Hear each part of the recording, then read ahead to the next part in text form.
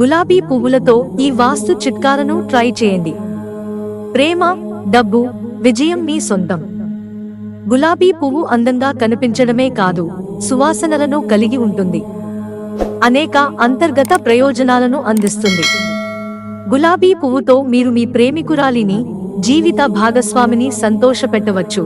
అంతేకాదు, ప్రేమ, విజయం, సంపదను ఇచ్చే పువ్వు గులాబీ పువ్వు. ఇది మంచి, సంతోషకరమైన జీవితానికి చాలా ముఖ్యమైన గులాబీ పువ్వుకి సంబంధించిన వాస్తు నివారణలను ఈ రోజు మనం వివరంగా తెలుసుకుందాం.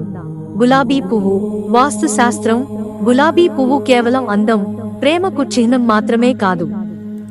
వాస్తు శాస్త్రంలో దీనిని శక్తి, ఆకర్షణ, విజయానికి మూలంగా పరిగణిస్తారు. జీవితంలో ప్రేమ, సంపద, పురోగతిని తీసుకువచ్చే శక్తిని కలిగి ఉన్న గులాబీకి సంబంధించిన ప్రత్యేక వాస్తు నివారణలు ఏమిటంటే, గులాబీ పువ్వు ప్రత్యేకత ఏమిటంటే, గులాబీల సువాసన ఇంట్లోకి సానుకూల శక్తిని తెస్తుంది. ఎర్ర గులాబీ ప్రేమ, ఆకర్షణను పెంచుతుంది. పసుపు గులాబీలు సంబంధాలను, వృత్తిపరమైన నెట్వర్క్లను బలోపేతం చేస్తాయి. తెల్ల గులాబీ శాంతి, సమతుల్యత, ఆధ్యాత్మిక శక్తిని తెస్తుంది. గులాబీకి వాస్తు నివారణ. ఒక పువ్వు, అనేక ప్రయోజనాలు. ప్రేమ జీవితంలో మాధుర్యాన్ని తీసుకురావడానికి మార్గాలు. బెడ్రూమ్లోని నైరుతి మూలలో 2 ఎర్ర గులాబీలు ఉన్న ఫ్లవర్ వెజ్ ని ఉంచండి. ప్రతిరోజు పువ్వులను మార్చి సువాసన గల వాతావరణాన్ని నిర్వహించండి. ఈ పరిహారం వివాహ జీవితంలో ప్రేమ, ఆకర్షణ, అవగాహనను పెంచుతుంది.